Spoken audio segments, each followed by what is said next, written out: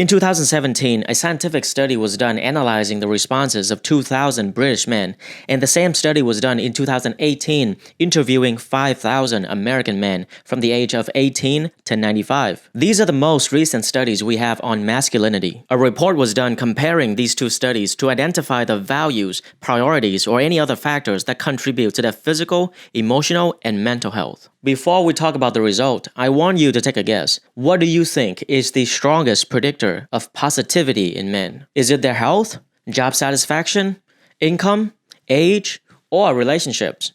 Take a guess. Okay, you got your answer? If you guess job satisfaction, you are correct. According to this report, job satisfaction is by far the strongest predictor of positivity, around 3 times higher than the next strongest predictor. Men at work are men at peace. Everything else flows down from satisfying employment. Men who have high job satisfaction are more likely to feel optimistic, happy, motivated, emotionally stable, in control, and confident. This is not primarily about wealth, but a sense of making a difference, being part of something bigger and more meaningful. So if you are depressed because you're unemployed or working at a terrible job, the quickest way to improve your mindset as a man is to find fulfilling work. Another interesting thing about this report is that British men place a much higher importance on relationships. For a British man, this is the second highest predictor of positivity, while for American men, the second highest predictor was health. Now, both British men and American men consider their mental health to be more important than physical health. Across all men, 52% said their mental health was very important compared to 43% who said the same of their physical health. Next, let's take a look at age. Men mature like fine wines. Men get happier as they get older, with men in their 50s at peak positivity. This should not be surprising. As men get older, they accumulate more wisdom, more wealth, more experience. Therefore, they have a more positive outlook in life. Okay, what about relationships? Being married was the 5th highest determinant of positivity in American men, showing men who are married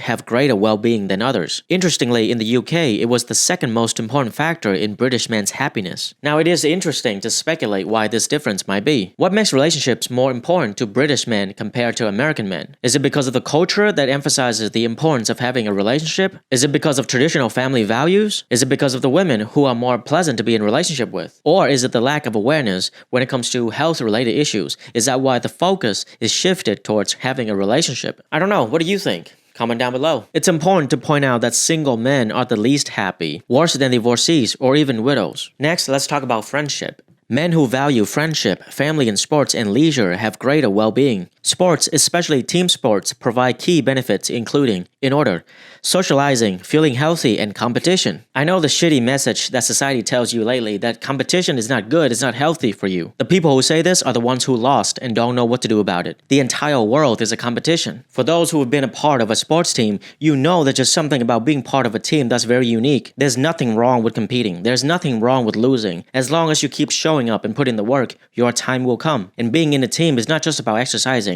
it's also the social aspect of it. The social side of sports, playing in or for a team, the banter or perhaps even a cold beverage afterward, is 3 times more important to men than having a good body. Team players, not vain loners, are happiest. There are a few other interesting findings from this report. One is that men who served in the military rank higher in the positive mindset index. Men currently on active duty have the highest positive mindset index, and even those on active duty in the past but not now have higher positive mindset index than those with no service history. This makes sense because it's similar to being in a sports team. When you are in the military, you are taking part in something bigger than yourself. It gives you a sense of belonging, a sense of identity. On top of that, you also learn about discipline, teamwork, accountability, skills that will ultimately make you into a better person. The report found that there was no statistical correlation between ethnicity or sexual orientation and happiness. So it doesn't matter if you're black, white, yellow, straight, gay, it doesn't matter. You can be just as happy as anybody else. If you want to read the full study, link down below. The conclusion of this study is extremely uplifting and positive, especially when you look at the values that men aspire to. The values American men most aspire to are those of everyday heroes. Fathers, father figures, respectful co-workers, mentors. These are hardworking, loving, friendly men with social conscience, which is great news for the men, women, and children of America. This image illustrates the most important values that men care about to the least important values. You can see being honest, reliable, and respectful are at the top. and the least important are superficial things like being fit and athletic. This data shows that men understand that happiness comes from within, and looking like the ideal man is not as important as living up to your ideal man. So to summarize this report, we have 7 magnificent paths to increased positivity. Number 1, get men into fulfilling work. Like we discussed, job satisfaction is by far the strongest predictor of positivity in men. It fulfills men's desire to provide and protect. Number 2, looking good and feeling good. It's not about sticking to a punishing physical routine, but more about holistic health, looking after yourself with good exercise,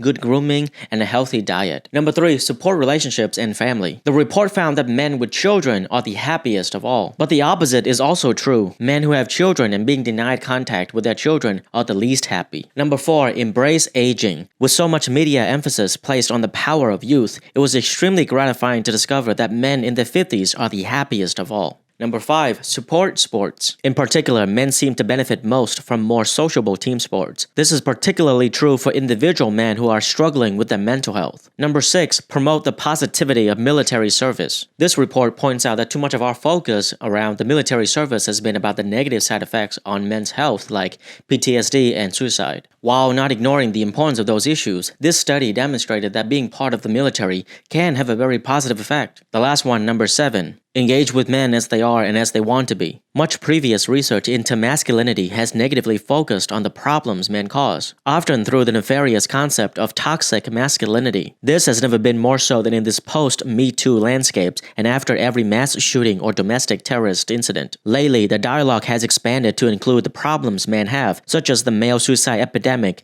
depression, anxiety, and addiction, while offering scant few solutions. The report suggests that instead of narrowing down on the negatives, we need to understand that men aspire to traditional moral frameworks, and we should be focusing more on the positive aspects of masculinity, like being honest, reliable, and respectful. Overall, I think this is a very valuable and important research. Perhaps this can be the beginning of a conversation as to how we can embrace masculinity, especially in our current climate. Thank you for watching to the end. Let me know what you think in the comment section. Until next time, stay curious.